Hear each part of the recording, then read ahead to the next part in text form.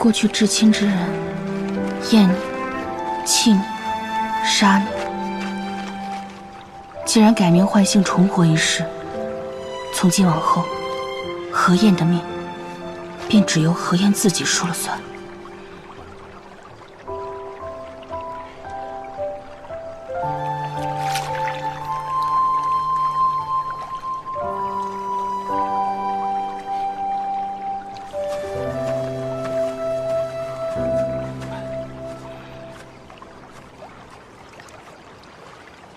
何兄，你这河灯也太丑了。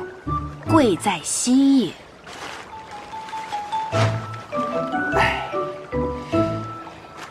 程公子，你这河灯也太大了吧？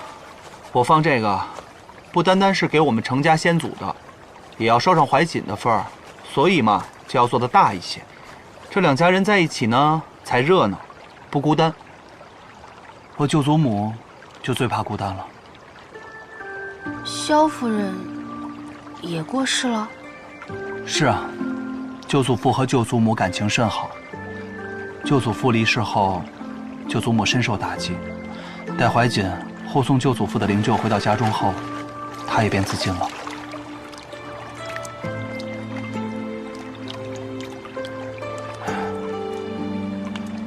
其实怀瑾也孤单得很。我们程家，包括我娘，还有认识萧家的亲朋好友，都不太喜欢他。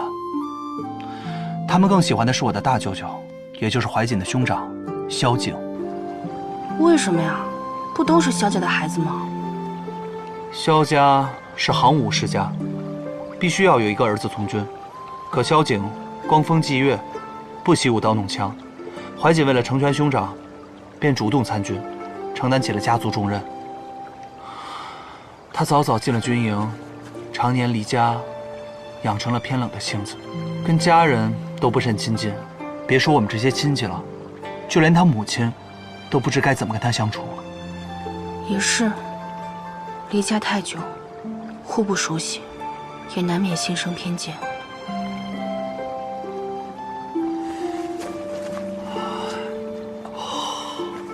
何兄，夜深了，那我先回营了。你也早些回去啊。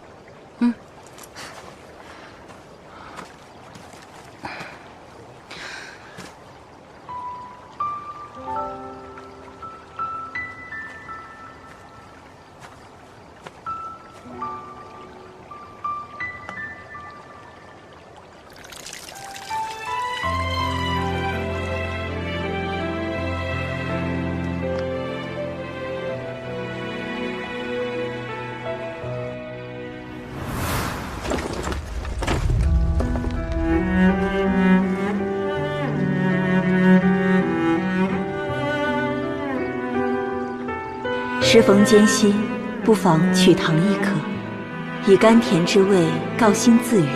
这2-3分的甜，可消7-8分的苦。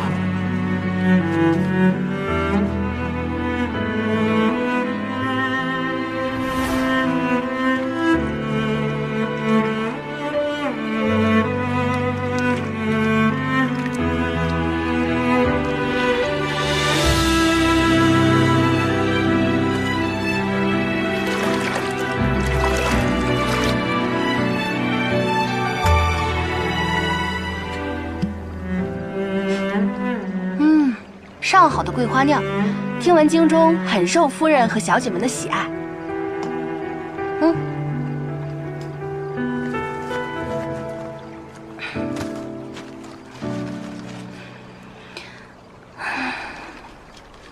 希望逝者看在我这么认真折河灯的份上，保佑我心想事成。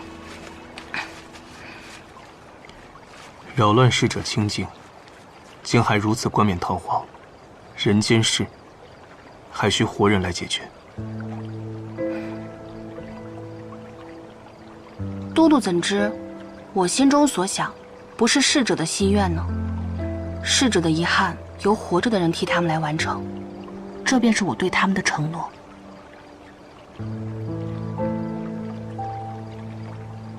想着，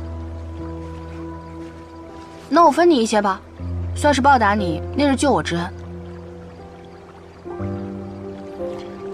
不必。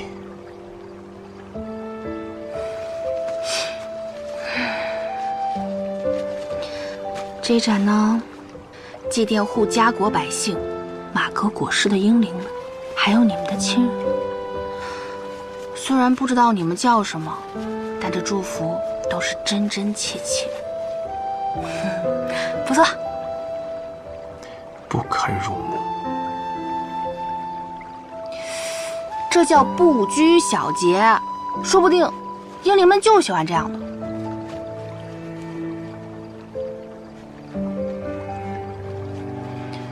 都督嫌我折得丑，自己又不折，只会纸上谈兵，挑三拣四。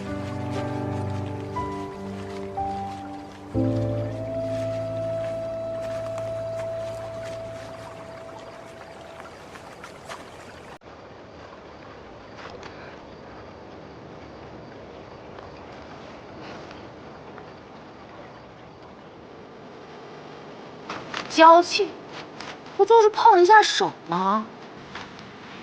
这女子怎如此没有男女大法？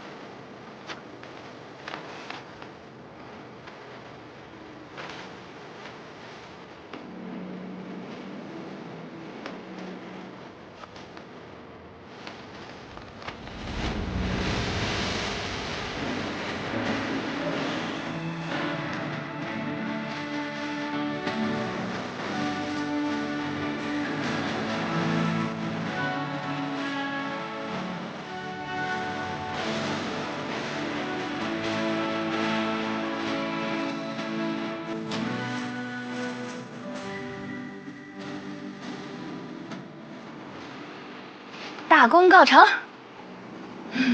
可以放了。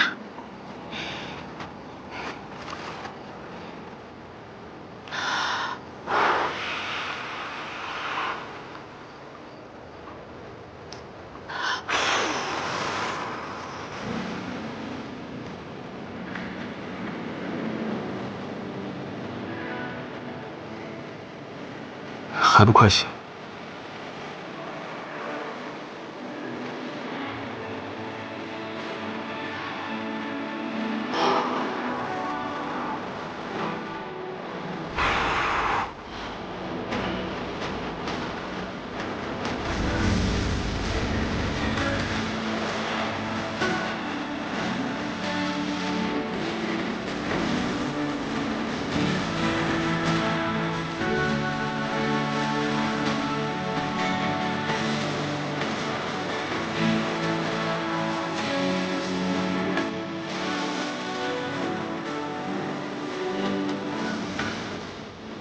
好了。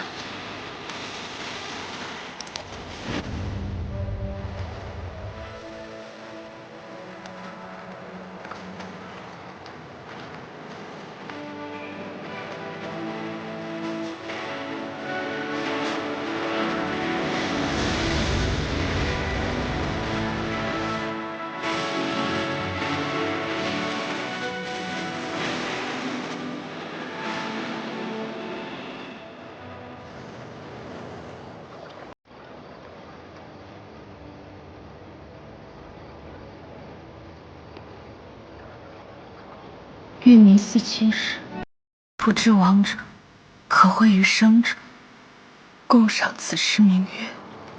会的。